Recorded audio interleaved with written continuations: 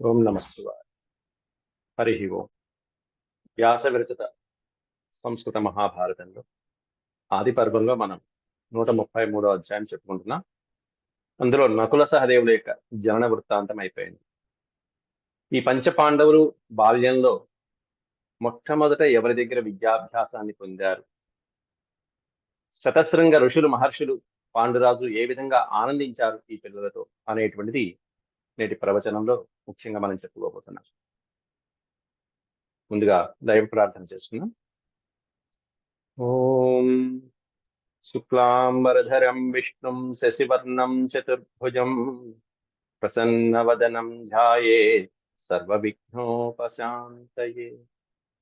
వ్యాసం వసిష్ఠనప్తారం శక్తేః పౌత్రమకల్మషం పరాశరాత్మజం వందే సుకతాతం తపోనిధిం. వ్యాసాయ విష్ణురూపాయ వ్యాసరూపాయ విష్ణవే నమో వై బ్రహ్మనిధయే వాసిష్ఠాయ నమో నమః. నారాయణం నమస్కృత్య నరం చైవ నరోత్తమం దేవీం సరస్వతీం వ్యాసం తతో జయముదీరయేత్.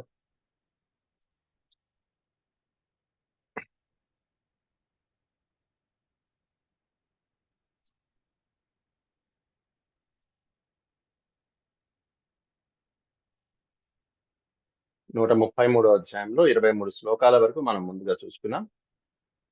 అనుసంవత్సరం జాత అపి తే కురు సత్తమాః పాండుపుత్రా వ్యరాజంత పంచ సంవత్సరా ఇవ. అనుసంవత్సరం, ఈ ఐదుగురు పంచపాండవులకి మధ్యలో వయోభేదం ఎంత ఉన్నది అనేటువంటి వివరణ ఇచ్చారు ఈ పాదంలో. అనుసంవత్సరం జాత, ఒక్కొక్కళ్ళు ఒక్కొక్క సంవత్సరం వ్యవధిలో జన్మించారు. అనుసంవత్సరం జాత అపి, అలా ఒక సంవత్సరం వ్యవధిలో జన్మించినప్పటికీ కూడా ఈ ఐదుగురు పంచపాండవులు కూడా వ్యరాజంత పంచ సంవత్సరాయవ. పంచ సంవత్సరాయవ వ్యరాజంత. వ్యరాజంత అంటే శోభిల్లటం. ఐదుగురు కూడా సమానమైనటువంటి వయసు కలిగినటువంటి 5 సంవత్సరాల వయసు కలిగినటువంటి సమాన వయస్కులుగా కనిపిస్తూ శోభిల్లుతున్నారట ఈ ఐదుగురు పాండవులు, పంచపాండవులు, పాండుపుత్రులు. మహాసత్వ మహావీర్య మహాబలపరాక్రమాః పాండుర్దృష్ట్వా సుతాంస్తు దేవరూపాన్ మహౌజసః. దేవరూపాన్ మహౌజసః. మహా ప్లస్ ఓజసః. ఓజస్సు అంటే తేజస్సు. గొప్ప తేజస్సుతో దేవరూప సమానులుగా ప్రకాశిస్తున్నటువంటి ఐదుగురిని చూసి పాండురాజు చాలా సంతోషించాడు. మహాసత్వ మహావీర్యా, సత్వ బలపరాక్రమాలతోనూ, అలాగే పాండు గొప్ప దేవతా స్వరూపులైనటువంటి తేజస్సుతో ప్రకాశిస్తున్నటువంటి ఐదుగురిని దృష్ట్వా సుతాంస్తాంస్తు, వాళ్ళ ఐదుగురిని చూసి పాండురాజు ముదం పరమికాం లేభే ననందచ నరాధిప. నరాధిపుడైనటువంటి పాండురాజు ననంద ముదం పరమికాం లేభే ననంద. ముదం అంటే సంతోషం. ఎలాంటి సంతోషం? పరమికాం ముదాం, ఎంతో సంతోషాన్ని పొంది చాలా వాళ్ళతో ఆప్యాయంగా సుఖాన్ని పంచుకుంటూ ఆనందించాడు ఆ పాండురాజు. అంతటి తపశ్శక్తి సంపన్నుడైనటువంటి వాడు, ఆ విధంగా ఇంకా చెప్పాలంటే నివృత్తి మార్గంలోకి వెళ్దాం అనుకున్నటువంటి వాడు కాస్త పుత్ర సంతోషాన్ని, పుత్ర సుఖాన్ని కూడా పొందాడు అనుకోకుండా. కేవలం ఇది దైవానుగ్రహం వలన కలిగినటువంటి ఘటన. అలాగే ఋషీణామపి సర్వేషాం శతశృంగ నివాసిన. పాండురాజు ఏ విధంగా సంతోషిస్తున్నాడు, అక్కడ శతశృంగ నివాసులైనటువంటి ఋషులు కూడా అందరూ కూడా ప్రియా బభూవుస్తాసాం చ తథైవ మునియోషితాం కుంతీ మధ పునః పాండుర్ మాధ్యార్థే సమచోదయత్. అక్కడ ఋషులే కాకుండా ఋష్యశృంగ నివాసులైనటువంటి ఋషులు, అలా కాకుండా ముని యోషితామన్నారు. మునిపత్నులు ఎవరైతే ఉంటారో, ఋషి భార్యలు ఎవరైతే ఉంటారో వాళ్ళు కూడా ఈ పిల్లల పట్ల చాలా చనువుగా, ప్రియంగా, ఆనందిస్తూ చక్కగా సంతోషంగా ఉన్నారు. అందరూ కూడా వీళ్ళ యొక్క ఆలన పాలన, వాళ్ళ యొక్క తేజస్సుకి, వాళ్ళ యొక్క ఆటపాటలకి మొదలైనట్టు మురిసిపోతున్నారు అందరూ కూడా. అలా ఉండగా ఒకసారి మళ్ళీ పాండురాజు కుంతీ అధ పునః, పునః అంటే మళ్ళీ, పాండు మార్ధ్యార్థే సమచోదయత్, మార్ద్రి కోసం మళ్ళీ ఏదో ప్రేరేపించడానికి అనబోతున్నాడు. అంటే భార్య అయినటువంటి మాద్రికి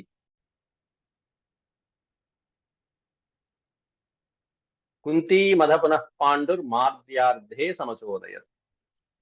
మాద్రి కోసం అని చెప్పి మళ్ళీ ప్రేరేపించడం, మళ్ళీ ఏదో అభ్యర్థించడం ప్రారంభించాడు పాండురాజు. అంటే ఇద్దరు పిల్లలు పుట్టారు కదా, నీకు ముగ్గురు పిల్లలు కదా, మళ్ళీ ఇంకోసారి పిల్లల సంతానం కలిగితే బాగుంటుంది కదా మాద్రికి కూడా అని చెప్పి మళ్ళీ ఇంకోసారి ప్రేరేపించబోతే అప్పుడు కుంతీదేవి ఒక విషయం చెప్తున్నది. తమువాచ పృథా రాజన్ రహస్యుక్త్వా తథా సతి. పృథా అంటే కుంతీదేవికి పేరు పృథ. పృథా తం ఉవాచ. తమ్ అంటే ఆ మహారాజుతో ఈ విధంగా అంటుంది, హే రాజన్ రహస్యుక్త తథా సతి. అది కూడా ఎలా మాట్లాడిందంటే రహసి, చాలా రహస్యంగా ఏకాంతంగా ఆయనకి మాత్రమే అర్థమయ్యేట్టుగా చెప్పింది. ఏంటంటే ఉక్తా ఉక్తాసద్వంద్వమేషాదేభే తేనాస్మిన్ వంచిత. తేనాస్మి వంచిత, నేను వంచబడ్డానయ్యా మహారాజా మాద్రి చేతిలో. అలాంటిది నువ్వు మళ్ళీ నన్ను ప్రేరేపిస్తున్నావు. ఎందుకంటే ఉక్తాసక్, నేను ఈ విధంగా చెప్పంగానే ఆవిడేమన్నా అశ్విని దేవతని ప్రార్థించి ఇద్దరు పిల్లల్ని కనడం జరిగింది. ద్వంద్వమేషా లేభే, ఇద్దరు పిల్లల్ని ఒకేసారి కనటం అనేది నేను ఊహించను కూడా ఊహించలేదు. ద్వంద్వమేషా లేభే తేనాస్మి వంచిత, కాబట్టి ఆమె చేతిలో నేను మోసగించబడ్డాను. కాబట్టి నాకు కొంచెం భయంగా ఉంది, మళ్ళీ ఇంకోసారి ఆమెకి మంత్రోపదేశం వలన పిల్లల్ని కలిగింప చేయాలంటే నాకు భయంగా ఉంది. బిభేం యస్యాః పరిభవాత్ కుస్త్రీణాం గతిర్ ఈదృశి. బిభేం యస్యాః, నేను ఆమె వలన భయపడుతున్నాను. బిభేతి అంటే భయపడతాను, బిభేతి. బిభేం యస్యాః పరిభవాత్ కుస్త్రీణం, ఏమని భయంట అంటే ఆమె వలన నేనేమన్నా అవమానించబడతానేమో. పరిభవము అంటే అవమానించబడతాను. తర్వాత ముందు ముందు ఆమె వలన లేకపోతే ఆమె సంతానం వలన ఏమన్నా అవమానం పాలవుతానేమో అని చెప్పి నాకు కొంచెం భయంగా ఉంది. ఎందుకంటే ఆవిడ అలా చేస్తుంది. కుస్త్రీణాం గతిరీదృశి, స్త్రీణాం గతిరీదృశి అంటే బాగుండేది. పరిభవాత్ కుస్త్రీణాం అన్నారు అక్కడ. స్త్రీణాం అంటే స్త్రీలు, కుస్త్రీణాం అంటే కొంచెం కన్నింగ్గా ఉండేటువంటి మనసు కలిగినటువంటి వాళ్ళని కుస్త్రీలు అంటారు. అంటే మోసగించే స్వభావం కలిగినటువంటి వాళ్ళు ఎవరైతే ఉంటారో అట్లాంటి వాళ్ళు కుస్త్రీణాం. కురాజ, కుపుత్ర అనేటువంటి, కుమాత అనేటువంటి పదాలు అంటే ఆ పదానికి పక్కన కు అనేటువంటి అక్షరం పెడితే కుత్సితమైన అనే అర్థంలో వస్తుంది. కుత్సితమైన బుద్ధి కలిగినటువంటి, మోసపూరితమైనటువంటి బుద్ధి కలిగినటువంటి స్త్రీల లక్షణం ఈ విధంగా ఉంటుంది. ఆ విధంగా చేసింది మాద్రి నన్ను నా విషయంలో. నాజ్ఞాసిషమహం మూఢా ద్వంద్వాహ్వానే ఫలద్వయం తస్మాన్నాహం నియోక్తవ్యా త్వయేషోస్తు వరో మమ. ఏవం పాండోస్సుతాః పంచ దేవదత్తా మహాబలాః. నా ఆజ్ఞాసిషమహం మూఢా. ఎప్పుడైతే కుంతీదేవి సహాయంతో, కుంతీదేవి వరప్రసాదంతో, కుంతీదేవి మంత్ర ప్రయోగం చేస్తుంటే ఒక పక్కన మాద్రి అశ్విని దేవతల్ని స్మరించిందో, ఇద్దరు పిల్లల్ని కన్నదో, ద్వంద్వాహ్వానే ఫలద్వయం, ఇద్దరిని ఆహ్వానించడం వలన ఫలద్వయం భవతి, ఇద్దరు పిల్లల్ని, ఇద్దరు సంతానాన్ని కన్నది. మరి కనే ముందు అక్క నేను ఈ విధంగా నేను ఇద్దరు ఆహ్వానిస్తున్నానని చెప్పాలా? ఆవిడ సహాయంతో మరి మంత్రోపదేశం పుచ్చుకుని మంత్రం ద్వారా ఈ విధంగా అనుకుంటున్నప్పుడు ఇద్దరిని స్మరిస్తున్నదా, నలుగురిని స్మరిస్తున్నదా, లేకపోతే అష్టవసువుని 8 మందిని స్మరిస్తున్నదా, లేకపోతే ఇంకా ఎక్కువ మందిని స్మరిస్తుందా? ఒక్క మాట చెప్పాలి కదా. ఎక్కువ మంది పిల్లల్ని ఒకేసారి కనిస్తే మరి ఆ విధంగా ఏమన్నా తనని మించిపోయి అధిగమించి తనని అవమానం కలిగించే కనీసం చెప్పాలి కదా. అవ్వచ్చు, ఇష్టమే అవ్వచ్చు కుంతీదేవి, కానీ ఒక మాట చెప్తే బాగుండేది. కానీ అలా చెప్పకుండా ఇద్దరిని ఆహ్వానించడం, ఇద్దరు పిల్లల్ని ఒకేసారి కనటం జరిగింది. తస్మాత్ అటువంటి స్వభావం ఉన్నటువంటి స్త్రీలకు సహాయం చేయను నేను. తస్మాత్ నాహం నియోక్తవ్య, అందువల్ల నన్ను ఈ విషయంలో నియోగించమాకవయ్యా దేవా మహారాజా అంటూ, తస్మాత్ నాహం నియోక్తవ్య త్వయేషోస్తు వరవ మమ. కాబట్టి ఇది నాకు వరం ఇచ్చినట్టు, నువ్వు నాకు ఈ విషయంలో నన్ను ఇంకా ప్రోత్సహించకుండా ఉంటే నువ్వు నాకు అదే మహా వరం ఇచ్చినట్టుగా భావిస్తాను. కాబట్టి అటువంటి స్త్రీకి ఈ విధంగా ప్రోత్సహించడం అనేది తగదు నాయన అని చెప్పింది కుంతీదేవి. అంటే మాద్రికి కుంతీదేవికి ఉన్నటువంటి వ్యత్యాసం ఈ విధంగా ఉంటుంది. ఆవిడ గుణానికి ఈవిడి గుణానికి టక్మని పట్టేసింది. నిజంగానే అక్కడ ఏ అష్టవసువుల్లో కోరుకునుంటే 8 మంది వచ్చి 8 మంది సంతానాన్ని ఒక్కసారిగా ఇచ్చేసేవాళ్ళు.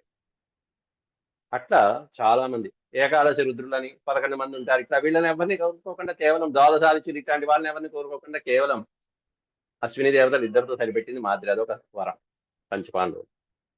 ఈ విధంగా ఏవం పాండోస్సుతాః పంచ దేవదత్తా మహాబలాః.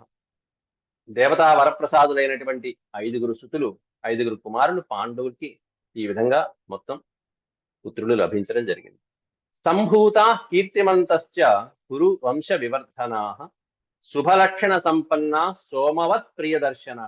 సోముడు అనే పదానికి అర్థం చంద్రుడు. సోమవత్ ప్రియదర్శన.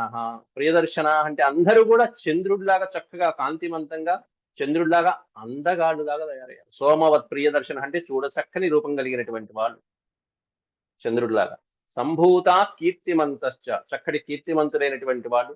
కురువంశ వివర్ధన కురువంశాన్ని వర్ధిల్ల చేయగలిగినటువంటి శక్తి సంపన్నత కలిగినటువంటి శుభలక్షణ సంపన్న సర్వ శుభలక్షణాలు కలిగినటువంటి వాళ్ళు.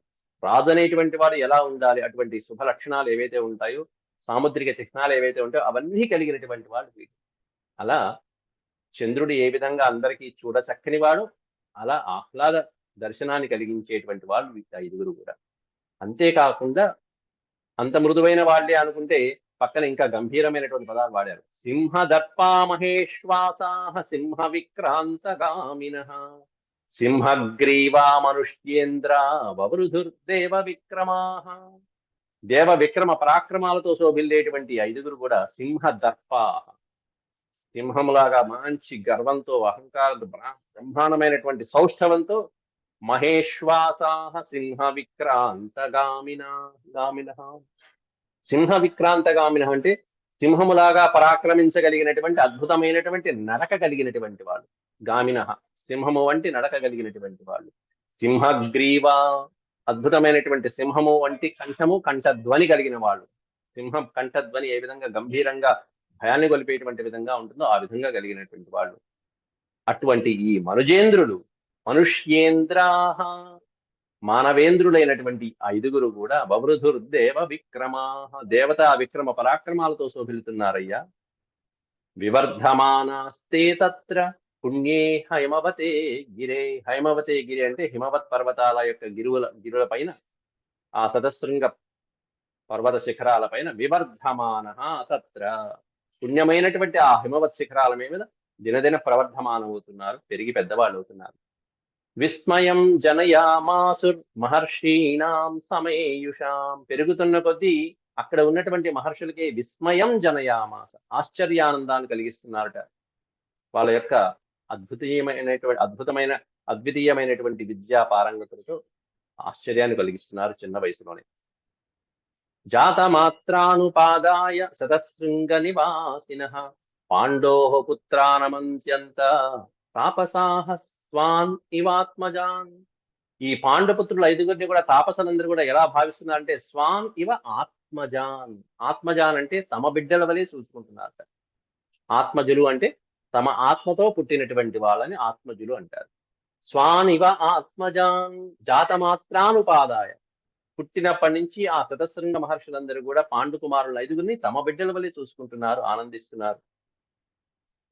తతస్తు వృష్ణయ సర్వే వసుదేవ పురోగమా. ఇక్కడ దాకా కథ నడిచింది. ఇక్కడ నుంచి ఒక్కసారిగా మొత్తం స్క్రీన్ అంతా కూడా వైశంపాయనుల వారు ఇంకో వైపు డైరెక్షన్ మారుస్తున్నారు. ఎక్కడికి వెళ్ళిపోయాడంటే వసుదేవ పురోగమా, వృష్ణి వంశంలోకి, యాదవ వంశంలోకి వెళ్ళిపోయాడు. ఒక్కసారిగా మగధ పట్టణానికి వెళ్ళిపోయాడు. మొత్తం సీన్ అంతా అక్కడికి మార్చేశాడు. మొత్తం ఏమిటి అక్కడేం జరిగింది, ఇక్కడ వీళ్ళు బాగానే ఉన్నారు పాండవులు, అక్కడేం జరిగింది అనేటువంటిది ఇక్కడ చెప్తున్నాడు ఇక్కడ వ్యాసుల వారు. తతస్తు వృష్ణయ సర్వే. వృష్ణయ అనే పదానికి అర్థం వృష్ణి వంశీయులైనటువంటి అని వారు. వృష్ణి వంశం, యాదవ వంశంలో వృష్ణి వంశము, అంధక వంశము, యదు వంశము మొదలైనటువంటి వంశాలు ఉన్నాయి. వీటిల్లో ఈ వృష్ణి వంశస్థులైనటువంటి వసుదేవుడు మొదలైనటువంటి వాళ్ళు ఎవరైతే ఉన్నారో వసుదేవ పురోగమా, వసుదేవుణ్ణి పెద్దగా చేసుకున్నటువంటి ఆ వంశస్థులు ఎవరైతే ఉన్నారో వాళ్ళు పాండురాజు గురించి మాట్లాడుకుంటున్నారు. పాండురాజుకు వచ్చినటువంటి ఇబ్బందుల గురించి మాట్లాడుకుంటున్నారు. తర్వాత పాండురాజుకి కలిగిన సంతానాన్ని గురించి మాట్లాడుకుంటున్నారు. ఎలా ఉన్నది అవన్నీ సంభాషణ ఇప్పుడు వ్యాసులు వారిస్తున్నారు. పాండు శాప భయాద్భీత శతశృంగముపేయివాన్ తత్రైవ మునిభిః సార్ధం తాపసో అభూత్ తపస్విభిః. పాండురాజు ముని యొక్క శాప భయంతో భయపడినటువంటి వాడై ఉపేయివాన్ శతశృంగ పట్టణం, శతశృంగ పర్వతాల మీద ఉపేయివాన్ నివసిస్తున్నాడు. అక్కడే ఉండి ఆ మహర్షులతో పాటు తత్రైవ మునిభిస్సార్థం. మునిభిస్సార్థం అంటే మునులతోనే కలిసి తాపసో అభూత్ తపస్విభిః. ఆ మహర్షులతో పాటుగా ఈయన కూడా తాపసిలాగా మారిపోయాడు అనేటువంటి వార్తలు వాళ్ళు చర్చించుకుంటున్నారు వసుదేవుడి దగ్గర. అంటే శ్రీకృష్ణ భగవానుని యొక్క తండ్రి వసుదేవుని యొక్క వంశస్థులు ఆ వసుదేవుణ్ణి ముందు పెట్టుకుని అక్కడ ఉన్నటువంటి పెద్దవాళ్ళందరూ కూడా పాండురాజుకు వచ్చినటువంటి కష్టాన్ని గురించి మాట్లాడుకుంటున్నారు. ఆ పాండురాజు ఎలా జీవిస్తున్నాడు అనేటువంటిది వాళ్ళు మాట్లాడుకుంటున్నారు. ఇక శాక మూల ఫలాహార తపస్వీ నియతేంద్రియ యోగధ్యాన పరో రాజా బభూవేతి చ వాదకా.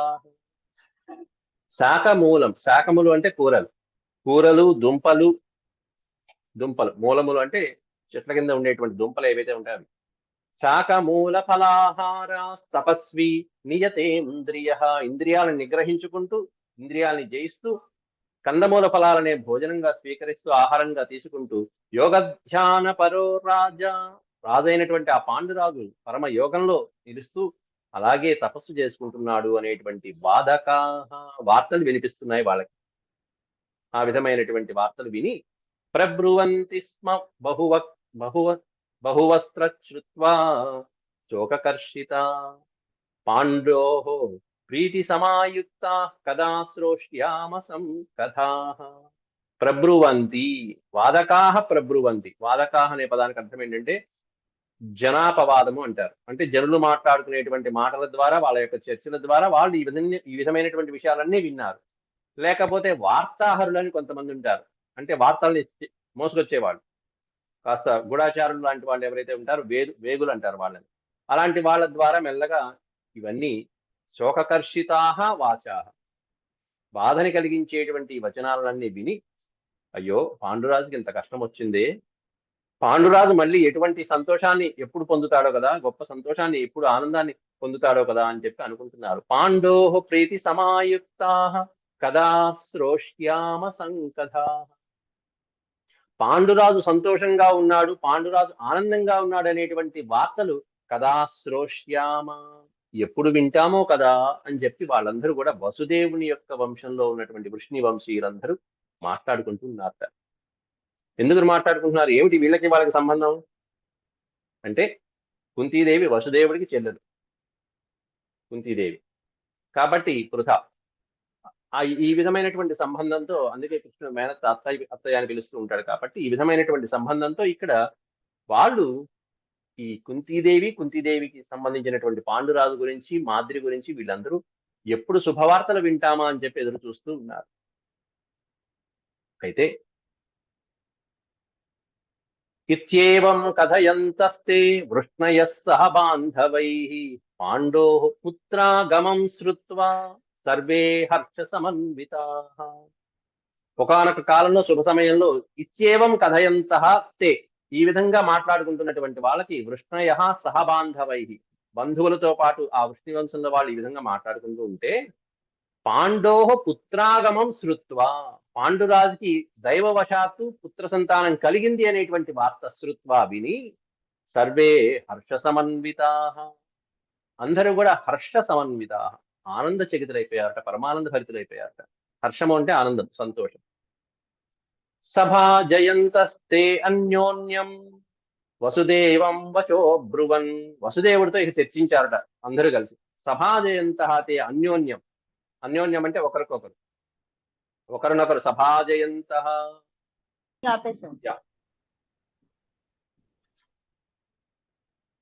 సభాజయంతస్తే అన్యోన్యం వసుదేవం వచో బ్రువన్, అందరూ కలిసి సభలాగా గుమిగూడి వసుదేవుడితో ఒక ముఖ్య విషయాన్ని చర్చించడానికి బయలుదేరి వెళ్ళారు. ఏమిటదంటే నభవేరంక్రియాహీనాః పాండుపుత్రా మహాబలాః. ఈ ఒక్క విషయం చెప్పడానికి వెళ్ళారు వసుదేవుడి దగ్గర. ఏమిటంటే దైవవశాత్తు కలిగినటువంటి ఆ పుత్రులకి, పాండుపుత్రులకి ఐదుగురికి కూడా ఏవైతే సంస్కారాలు ఉంటాయో, బాల్య సంస్కారాలు ఏవైతే ఉంటాయో ఆ సంస్కారాలు నభవేరక్రియాహీనాః, అవి తప్పకుండా జరిగి తీరాలి. ఆ సంస్కారాలు జరగకుండా ఉండకూడదు, కాబట్టి అవి జరిగించేట్టుగా నువ్వు బాధ్యత తీసుకో అని చెప్పి వసుదేవుడికి చెప్పడానికి వెళ్తున్నారు. ఆ బాధ్యత నీదేనయ్యా, కాబట్టి మనం ఇక్కడి నుంచి వెళ్దాము. నభవేరక్రియాహీనాః అంటే ఆ క్రియాహీనము కాకుండా ఉండేట్టుగా. ఏం క్రియాహీనము అంటే బాల్య సంస్కారాలు కలిగించేటువంటి ఆ క్రియలు ఏవైతే ఉంటాయో, చౌల ఉపనయనాదులు మొదలైనటువంటివి, అలాగే గర్భాధానం దగ్గర నుంచి పుంసవనం, సీమంతం ఇట్లాంటివన్నీ కూడా సంస్కారాలు ఉంటాయి. అవన్నీ ఏవైతే జరగాలో శాస్త్రబద్ధంగా అవన్నీ జరిగి తీరాలి. కాబట్టి ఈ పిల్లలకి ఏ లోటు లేకుండా మనం జరిపించాలి. అది చెప్పడానికి ఆ వంశంలో ఉన్న పెద్దవాళ్ళందరూ కలిసి వసుదేవుడి దగ్గరికి వెళ్ళి చెప్తున్నారు. పాండుపుత్రునికి ఏ లోటు జరగకూడదు, మనం ఉండగా ఏం జరగకూడదు, ఎటువంటి ఇబ్బంది రాకూడదు, కాబట్టి మనదే బాధ్యత అని మొట్టమొదటి నుంచి వాళ్ళ భుజాల మీద వేసుకున్న వాళ్ళు ఎవరి తర్వాత, శతశృంగ మహర్షుల తర్వాత చూసుకున్నటువంటి వాళ్ళు వృష్ణివంశులు. పాండో ప్రియహితాన్వేషి ప్రేషయం త్వం పురోహితం. కాబట్టి పాండో ప్రియహితాన్వేషి, పాండవులకి, పాండురాజుకి ప్రియాన్ని కోరుకున్నటువంటి నీవు పురోహితం ప్రేషయ, త్వం పురోహితం ప్రేషయ. హితాన్ని కోరుకునేటువంటి వాడు పురోహితుడు, బాబు కోరుకునేటువంటి వాడు హితుడైనటువంటి వాడు పురోహితుడు. అట్లాంటి హితుడైనటువంటి మన పురోహితుల వారిని అక్కడికి పంపించు, ఆయన చేయవలసినటువంటి సంస్కారాలన్నీ చేసొస్తారు అని వసుదేవస్తథేత్యుక్త్వా విససర్జ పురోహితం. వసుదేవుడు కూడా అలాగే నాయనని తథేత్యుక్త్వా పురోహితం విససర్జ. పురోహితుల వారిని ఒక చక్కగా వంశంలో పెద్దవాడైనటువంటి ఒక పురోహితుడిని పాండవుల దగ్గరికి పంపించడం జరిగింది. విససర్జ అంటే విడిచిపెట్టడం జరిగింది. యుక్తాని చ కుమారాణం పారబర్హాణ్యనేకశః కుంతీం మాద్రీం చ సందిశ్య దాస పరిచ్ఛదం. యుక్తాని చ కుమారాణం, కుమారులకి ఏవైతే కావాలో, ఏవైతే యుక్తమైనటువంటివో అవన్నీ కూడా తీసుకుని ఆ పురోహితుడు కుంతి మాద్రికి కావలసినటువంటి దాసదాసీ జనులు ఎవరైతే ఉంటారో వాళ్ళతో కూడుకుని బయలుదేరాడు. అంటే వాళ్ళకి సేవ చేసేటువంటి వాళ్ళు, కుంతీదేవికి మాద్రీదేవికి సేవ చేయడానికి సరైనటువంటి పరిచారకులు, దాసదాసీ జనులు, అంతేకాకుండా అనేకమైనటువంటి గోవులు. గావో హిరణ్యం రౌప్యం చ ప్రేషయామాస భారత తాని సర్వాణి సంగృహ్య ప్రయయౌ స పురోహిత. పురోహితుడు ఒక్కడే చేతులుపుకుంటూ వెళ్ళాల. ఏ విధంగా వెళ్ళాడు? వసుదేవుడు ఉత్త చేతులతో పంపిస్తాడా చెల్లెల దగ్గరికి? కాబట్టి ఎలా పంపించాడు వసుదేవుడు అంటే, వసుదేవుడు కుంతీదేవికి మాద్రీదేవికి సపర్యలు చేసేటువంటి దాసదాసీ జనాలతో పాటుగా ఆవులని, హిరణ్యం బంగారాన్ని, అనేకమైనటువంటి ద్రవ్య రాసులని ప్రేషయామాస పురోహితుడితో పాటు పంపించడం జరిగింది. తాని సర్వాణి సంగృహ్య, వసుదేవుడు ఇచ్చినటువంటి వాటిని అన్నింటినీ కూడా సమీకరించుకొని వాటిని గ్రహించి ప్రయయౌ సపురోహిత. ప్రయయౌ అనే పదానికి అర్థం ఏంటంటే బయలుదేరను అని. ఆ పురోహితుడు ఈ ద్రవ్యాలతో పాటుగా ఆ జనాలతో పాటుగా బయలుదేరటం జరిగింది. ఎక్కడికి? హిమాలయాలు. ఎక్కడ మగధ దేశమో అక్కడ హిమాలయాలు, అక్కడికి బయలుదేరుకున్నాడు పురోహితులు వారు. సమాగతం ద్విజశ్రేష్టం కాశ్యపం వై పురోహితం. ఎవరా పురోహితుడు అంటే పేరు ఇక్కడ ఇచ్చారు వ్యాసులు వారు, కాశ్యపుడు ఆయన పేరు. ఆగతం ద్విజశ్రేష్టం, వచ్చినటువంటి ఆ బ్రాహ్మణోత్తముని, అయిపోయింది, వెళ్ళిపోవడం అయిపోయింది. వచ్చినటువంటి ఆ ద్విజశ్రేష్ఠుడైనటువంటి కాశ్యపుణ్ణి, పురోహిత బ్రాహ్మణుణ్ణి పాండురాజు చక్కగా పూజయామాస విధివత్ పాండు పరపురంజయ. శత్రుపురంజయుడైనటువంటి మహానుభావుడైనటువంటి పాండురాజు విధివత్ పూజయామాస. విధివత్ అంటే శాస్త్రబద్ధంగా పూజించడం జరిగింది. వచ్చినటువంటి పురోహితుణ్ణి స్వీకరించి ఆయన ఇచ్చినటువంటి విశేషాలన్నీ కూడా చక్కగా విని, చెప్పినటువంటి వాటిని విని పూజయామాస విధివత్, వచ్చిన వాళ్ళని బ్రాహ్మణుని పూజించడం జరిగింది. పృథామాద్రీచ సంహృష్టే వసుదేవం ప్రశంసతాం. పుట్టింటి నుంచి వచ్చినటువంటి వారిని ఎంత ఆప్యాయంగా చూసుకుంటారు. కాబట్టి పృథామాద్రీచ సంహృష్టే, కుంతీ మాద్రులు ఇద్దరు కూడా వసుదేవుడు పంపించినటువంటి కానుకలు, వసుదేవుడి ద్వారా వచ్చినటువంటి ఆ పురోహితుల్ని గౌరవించి ఆ కానుకలు స్వీకరించి చాలా ఆయన్ని ప్రశంసించడం కూడా జరిగింది ఆ పురోహితుల వారిని. తతః పాండు క్రియా సర్వాః పాండవానాం అకారయత్. సర్వాక్రియా, అప్పుడు పాండురాజు ఈ పురోహితుడి ద్వారా పాండుపుత్రులైనటువంటి పంచపాండవులకి జరిగించవలసినటువంటి సర్వ కార్యక్రమాలని, సర్వక్రియలని కూడా జరిపించడం జరిగింది. క్రియా సర్వా పాండవానాం అకారయత్. ఏమిటా కార్యక్రమాలు? గర్భాధానాది కృత్యాని చౌలోపనయనాని చ కాశ్యపః కృతవాన్ సర్వం ఉపాకర్మ చ భారత. గర్భాధానాది కృత్యాని, గర్భాధానము, చౌలము, ఉపనయనము. అంటే చౌలము అంటే పుట్టు వెంట్రుకలు తీయించడము, ఉపనయనాది సంస్కారాలు ఇవన్నీ కూడా కాశ్యపుడు దగ్గరుండి కృతవాన్ సర్వముపాకర్మ చ భారత, ఉపనయనం తర్వాత చేసేటువంటి ఉపాకర్మ అనేటువంటి కార్యక్రమం కూడా చేసి కార్యక్రమాలు వాళ్ళకి చేయవలసిన సంస్కారాలన్నీ చేయించాడు దగ్గరుండి కాశ్యపుడు. చౌల ఉపనయనాత్ ఊర్ధ్వం వృషభాక్ష యశస్విన వైదికాధ్యయనే సర్వే సమపద్యంత పారక. ఎందుకు ఈ ఉపనయనం అంటే ఉపనయన సంస్కారం చేస్తేనే వైదిక కార్యక్రమాలు అనేవి ప్రారంభించడం జరుగుతుంది, లేకపోతే వేదాధ్యయనం ఉండదు, వైదిక కార్యక్రమాలు ప్రారంభించలేదు. కాబట్టి ఈ చౌల ఉపనయనాదులన్నీ అయిపోయిన తర్వాత వైదిక అధ్యయనే సర్వే, అందరూ కూడా ఇక వైదిక అధ్యయనం మీద పడిపోయారు, వేదాధ్యయనం మీద పడిపోయారు ఐదుగురు కూడా పంచపాండవులు. అయితే అటు అధ్యాయము జరగాలి, ఇటు పక్కన యుద్ధ విద్యలో నేర్చుకోవాలి. మరి ఈ యుద్ధ విద్యలకి క్షత్రియులు కుమారులు కాబట్టి యుద్ధ విద్యలు మరి ఇవన్నీ నేర్పించిన మొదటి గురువు ఎవరు? పాండవులకి మొదటి గురువు ఎవరు? ద్రోణాచార్యుడి పేరు అందరికీ తెలిసింది. ద్రోణాచార్యుడి కంటే ముందు కృపాచార్యుడు కూడా నేర్పించాడు. అంతకంటే కృపాచార్యుడి కంటే ముందు మొట్టమొదట వీళ్ళ చేత ఆయుధం పట్టించినటువంటి గురువు ఇప్పుడు మనం చెప్పుకుంటున్నాం. శర్వాతే ప్రథమ పుత్ర శుక్రో నామ పరంతప. ఆయన పేరు శుక్రుడు, గురువు గారి పేరు. ఎవరు ఆయన అంటే శర్వాతి అనేటువంటి వంశస్థుడైనటువంటి ఒక రాజు, పృషత్కుడు అనేటువంటి రాజు ఉన్నాడు. ఆ పృషత్కుడి యొక్క పుత్రుడైనటువంటి వాడు ప్రథమ, శర్వాతే ప్రథమ పుత్ర. శర్వాతి వంశంలో పుట్టినటువంటి మహారాజు పృషత్కుని యొక్క ప్రథమ పుత్రుడు అయినటువంటి వాడు శుక్రుడనే సుప్రసిద్ధుడైనటువంటి వాడు. శుక్రో నామ పరంతప. ఎవరు ఆయన? ఏం చేస్తాడంటే ఆయన యొక్క గొప్పతనం చెప్తున్నారు. ఏన సాగర పర్యంత దుషా నిర్జితామహి. సాగర పర్యంతం ఉన్నంత వరకు ఉన్నటువంటి భూమండలాన్ని జయించినటువంటి వాడు, రాజులందరినీ నిర్జించినటువంటి వాడు, ఓడించినటువంటి వాడు. అశ్వమేధ శతైరిష్టా. కేవలం జయించడమే కాదు, 100 అశ్వమేధ యాగాలు చేసినటువంటి వాడు ఆయన.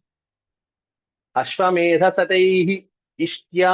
ఇష్ట్యా అంటే యజ్ఞం చేసినటువంటి వాడు. అశ్వమేధాలు 100 యాగాలు చేశాడంటే ఇంకా దేవేంద్రుడితో సమానమైనటువంటి వాడు. అయినా కూడా ఇక్కడ ఉన్నాడు. ఆ మహానుభావుడు ఇక్కడ ఉండటం పాండవుల అదృష్టం. పాండవుల అదృష్టం ఏంటంటే పాండవుల కోసం పాండవులకి విద్య నేర్పించడం కోసమే ఆయన ఇక్కడ ఉన్నాడు. ఇంకా చెప్పాలంటే అశ్వమేధ శతైరిష్ట్యా స మహాత్మా మహామఖై.